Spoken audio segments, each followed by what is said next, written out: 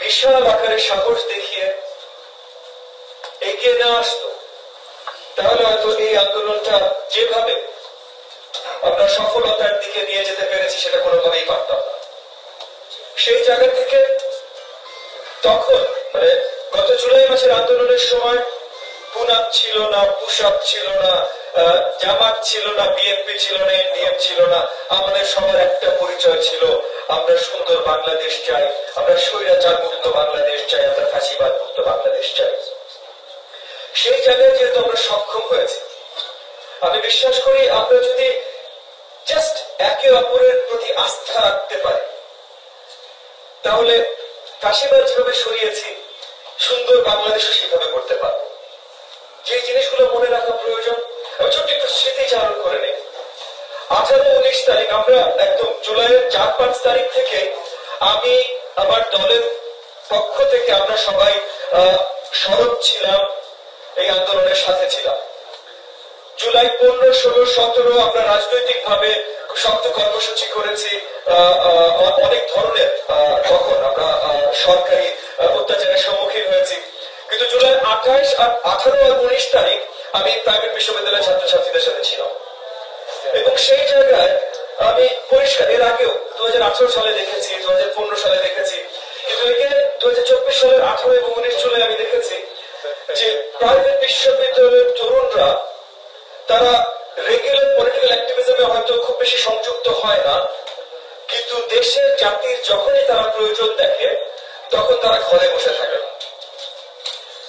অন্যরা কে কতখানি এগিয়ে গেল, কে কি করলো সেটা না দেখে, সেটা বাদ বিচার না করে তারা সবচাইতে বেশি সাহস নিয়ে তারা রাজপথে নেমে যায়। অভিজ্ঞতা ছাড়া পাবলিক বিশ্ববিদ্যালয়ের ছেলে মেয়ে বলেন, রাজনৈতিক দলের লোকজন, আমরাই বলেন, এখানে আমাদের বয়স অনেক হয়েছে, আমরা রাজনৈতিক দলের লোকজন, আমরা মাঝে মধ্যে রাজপথে যাওয়া, এটাই আমাদের কাজ। সরকার স্পেশালি যখন একটা ফ্যাসিবাদ সরকার বা একটা স্বৈরাচারী সরকার তারা আমাদেরকে প্রতিহত করতে চেষ্টা করবে এবং প্রতিহত করবে, সেটার অভিজ্ঞতা আমাদের আছে।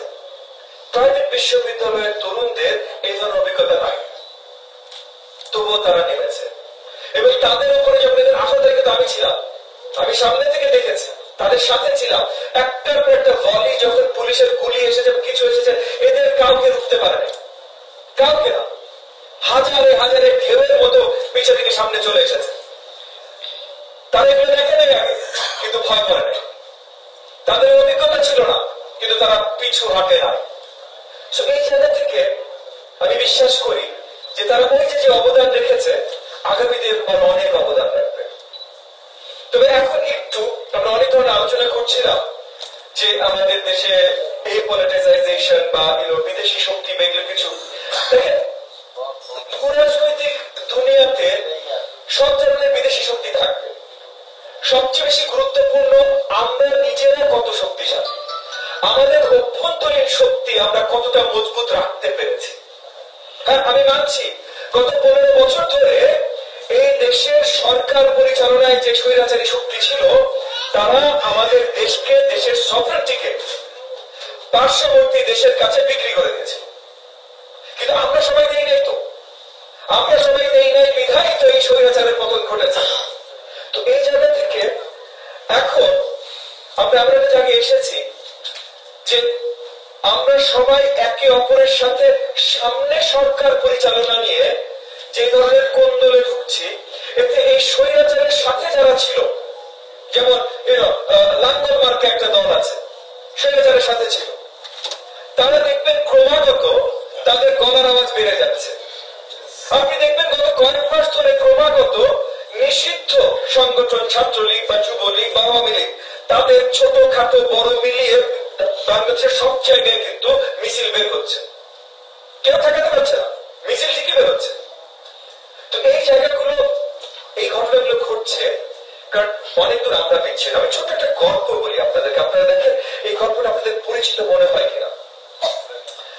একটা ডিক্টেটরশিপ, একটা স্বৈরতন্ত্র, খুব কঠিন স্বৈরতন্ত্র, জনগণের উপরে খুব শক্ত তার কন্ট্রোল, তার শাসন এবং অবিচার।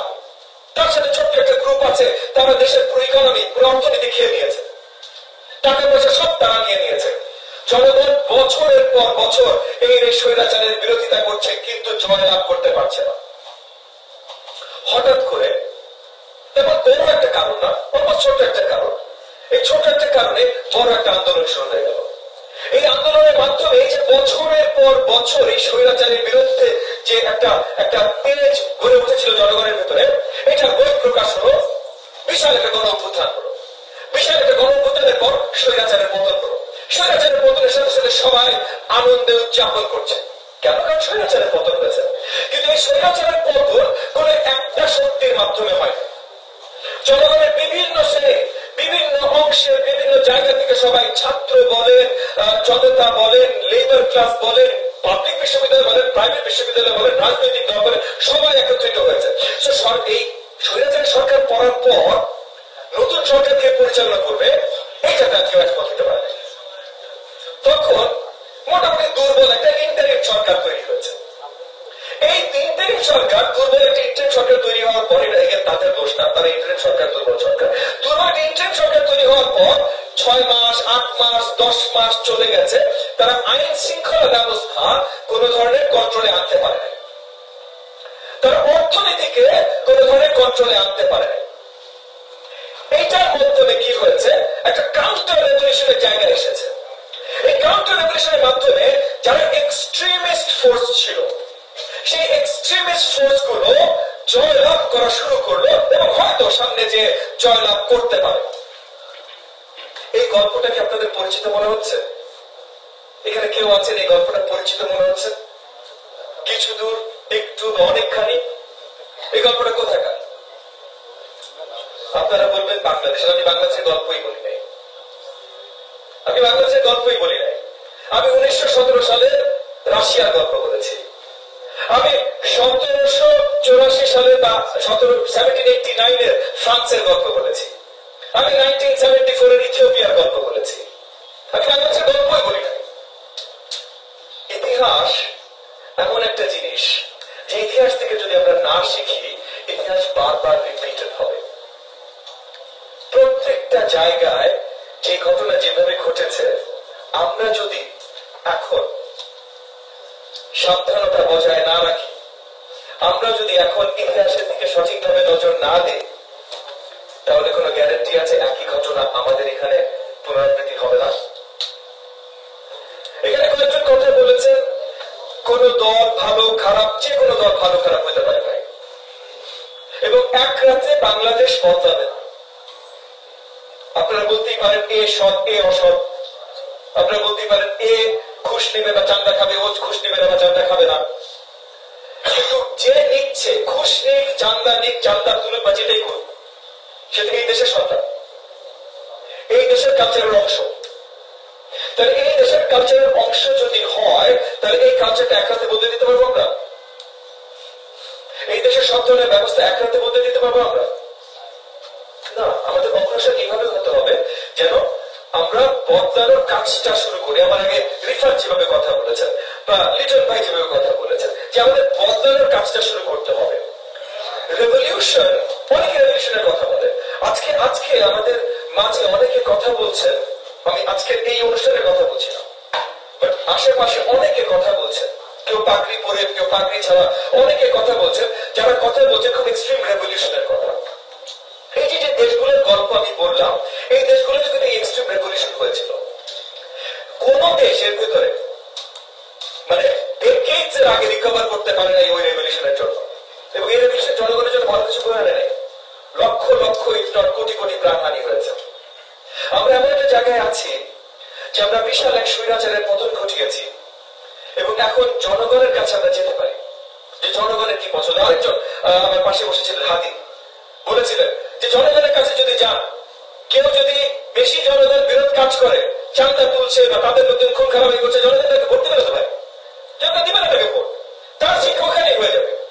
কিন্তু এইটা এক্সকিউজ নিয়ে যদি আপনি জনগণের থেকে তাদের ভোটের অধিকার বারবার করে দূরে রাখতে চেষ্টা করেন, তাহলে কিন্তু আমরা ওই যে ইতিহাস, যে স্টোরি গুলো অলরেডি হয়েছে, ফ্রান্স হয়েছে, রাশিয়া হয়েছে, ইথিওপিয়া হয়েছে, ইরানে হয়েছে, মানে কোনো শেষ নাই। আমি আর এখানে অনেকেই জ্ঞানী গুণী শিক্ষিত ব্যক্তি আছেন, আপনাদের জন্য নতুন ইনফরমেশন না এটা। ওই জায়গা থেকে আমাদের অত্যন্ত গুরুত্বপূর্ণ, আমাদের প্রয়োজন দেশকে রক্ষা করা। আমাদের অন্তর্বর্তীকালীন সরকারের আছেন আমাদের মাননীয় প্রধান উপদেষ্টা প্রফেসর মোহাম্মদ ইউনূস, ওনার প্রতি শ্রদ্ধা এখানে কয়েকজন বলেছেন, এখানেও সবার আছে, বিদেশের মাটিতেও সবার আছে, নিশ্চয়ই। কিন্তু একজনের প্রতি শ্রদ্ধার জন্য কোন একটা অর্গানাইজেশন বা ইনস্টিটিউশনের সবগুলো মাফ হয়ে যায় না, কারো হয়ে যায় না। 2023 সালের ছোট্ট একটু পার্সোনাল গল্প একটু শেয়ার করি। 2023 সালের এপ্রিল মে মাসে তখন আমরা যুগপৎ আন্দোলনে বিএনপি এবং আওয়ামী লীগ বিরোধী পুরো শক্তি আমরা সবাই একত্রিত, যুগপৎ আন্দোলন এটা নাম ছিল। তো যুগপৎ আন্দোলনে আমরা বিশ্বাস করতাম যে 2023-24 নির্বাচন হাসিনাকে করতে দিব না, আমরা সঠিক কেয়ারটেকার সরকার এনেই নির্বাচন করবো। 2023 সালের এপ্রিল মে মাসে আমি আমাদের যুগপৎ আন্দোলন উত্থাপন করি এবং প্রফেসর ডক্টর মোহাম্মদ ইউনূসের সাথে যোগাযোগ করি যে আগামী কেয়ারটেকার সরকারের প্রধান উপদেষ্টা আমরা চাই উনি হন। 2023 সাল এপ্রিল মে মাসে, অনেক আগে, তখন কেউ বিশ্বাস করে নাই, হয়তো আমি স্বপ্ন দেখেছি হাসিনা করবে, কিন্তু পুরোপুরি বিশ্বাস আমি হয়তো করিনি, আমি বলতে পারবো না। তখন যখন ওনার সাথে যোগাযোগ করেছিলাম উনি তখন বলেছিলেন যে রিজন একটা কথা বললেন না যে আমার এটা আমার পরিধির ভিতরে পড়ে না, তবে আমি তোমাদের সাথে আছি। তো উনি আজকে থেকে 2.5 বছর আগে বা 2-2.5 বছর আগে এরকম কথা আমাকেও বলেছিলেন। এরপরে গত বছর জুলাই 16, 17, 18, 19 তারিখে আমি পার্সোনালি অ্যাবসলিউটলি কনভিন্সড ছিলাম যে হাসিনা সরকার শেষ। জুলাই 19 তারিখে আমি লুকিয়ে লুকিয়ে কয়েকজনের মাধ্যমে চেষ্টা করি আবার প্রফেসর ডক্টর মোহাম্মদ ইউনূসের সাথে যোগাযোগ করতে, যে এইবার হাসিনা পড়বে, ডিসেম্বরে এর আগের বার আপনি ডেডলাইন, এইবার আপনাকে নিতে হবে। এই মেসেজটার পর ওনার সাথে আমার যোগাযোগ হয়নি, পরে অগাস্টে গিয়ে তারপর কথা হয়েছে, কিন্তু এই মেসেজটা দিয়ে তারপর আমি বেরিয়েছিলাম। তো ওই জায়গা থেকে আমি বলি যে এই অন্তর্বর্তীকালীন সরকার এবং এই অন্তর্বর্তীকালীন সরকারের দায়িত্বে প্রধান উপদেষ্টা মহোদয়, তার প্রতি আমার কতখানি আস্থা সেটা পরিষ্কার করার জন্য পার্সোনাল স্টোরিগুলো শেয়ার করলাম। কিন্তু তাই বলে অন্তর্বর্তীকালীন সরকারের উপরে আমার অনেক আস্থা আছে এটা সত্যি না। অন্তর্বর্তীকালীন সরকার এই পর্যন্ত বড় দাগে তেমন কিছুই করতে পারে না, আইন শৃঙ্খলা বাহিনীকে কোনো বড় জায়গায় আনতে পারে। আজকে এখানে অনেকে কথা বলেছেন এই যে কমিউনিটি পুলিশ, এই কমিউনিটি পুলিশিং নিয়ে অনেকগুলো রাজনৈতিক দল, আমার দল শুদ্ধ অনেকগুলো রাজনৈতিক দল অগস্টের মাঝামাঝি ইন্টারিম গভর্নমেন্টকে আমরা আবেদন জানাই কমিউনিটি পুলিশের। এবং আমরা জানি বাইরে থেকে অনেক সুস্থ সমাজের অনেক বুদ্ধিজীবীরা, আমি জানি আজকে বুদ্ধিজীবীদের অলরেডি অনেক ব্যাস করা হয়েছে, মানে অনেক বুদ্ধিজীবীরা এই ধরনের আইডিয়া দিয়েছে। অন্তর্বর্তীকালীন সরকার এগুলো আমলে নেয় না। আজকে আপনি যদি সেফ ফিল না করেন, আজকে এমন যদি মনে করেন যে আইন শৃঙ্খলা বাহিনী পুরো অধঃপতন হয়েছে, আজকে ইমার্জেন্সি আনতে হবে দেশ বাঁচানোর জন্য, তাহলে এটার জন্য দায়ী কে? প্রথমত আরেকটা জিনিস ক্লিয়ার করি, ইমার্জেন্সি বাংলাদেশে দরকার নাই। ইমার্জেন্সি যদি বাংলাদেশের মাটিতে দরকার হইতো তাহলে 5, 6, 7, 8 দরকার হইতো, 5, 6, 7, 8 অগাস্টে দরকার হইতো। বাংলাদেশের জনগণ ওই রকম বিশ্বাসী, দেশকে এতখানি ভালোবাসে, জাতিকে এতখানি ভালোবাসে যে ওই সময় যখন ল এন্ড অর্ডার বলতে কিছু ছিল না তখন ইমার্জেন্সি প্রয়োজন হয় নাই। সবাই নিজেরা কমিউনিটি পুলিশিং করেছে, সরকার ছিল না কিন্তু দেশ ঠিক ছিল।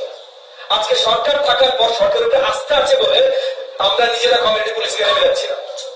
প্রত্যেকটা এলাকায় এখন নতুন করে গেট লাগানো হচ্ছে, এই লাগানো হচ্ছে, এই লাগানো হচ্ছে। কেন? তাইলে ইন্টারিম সরকারের যে দায়িত্ব তারা যদি সেটা পূরণ করতে না পারে তাহলে নির্বাচনে তাড়াতাড়ি যাওয়াটা আমি বিশ্বাস করি আমাদের একমাত্র সলিউশন। নির্বাচন গেলে সবচেয়ে ভালো সরকার চলে আসবে এটা না ভাই, সরকার আসবে এবং এই সরকার ইতিমধ্যে অনেকদিন চলে গেছে। আপনারা কাকে পছন্দ করবেন জনগণ সেটা নির্ণয় করার জায়গায় মোটামুটি চলে আসছে। এবং এই জায়গা থেকে যদি কোনো দল ভালো বা মন্দ মনে হয়, আমি পুনমের প্রতি আহ্বান জানাই, আপনাদের সোশ্যাল ইনফ্লুয়েন্স অনেক আছে, স্পেশালি তরুণদের ভেতরে। আপনাদের জায়গা থেকে আপনারা তরুণদের ইনফ্লুয়েন্স করেন, আপনারা কাকে ভালো মনে করেন, কোন জিনিসটা ভালো মনে করেন। পুনম আমি বিশ্বাস করি চেষ্টা করবে এবং আশা রাখি তারা পারবে বড়ভাবে ইনফ্লুয়েন্স করতে বাংলাদেশের তরুণ সমাজকে। তারুণ্যের দেশ বাংলাদেশ, এখনো 50% বাংলাদেশের ভোটাররা বিলো 35, 50%, এটা বিশাল ব্যাপার। আপনারা যেই দিকে দেশকে প্রবাহিত করতে চাইবেন দেশ সেই দিকেই যাবে। তাহলে এই কথা বলে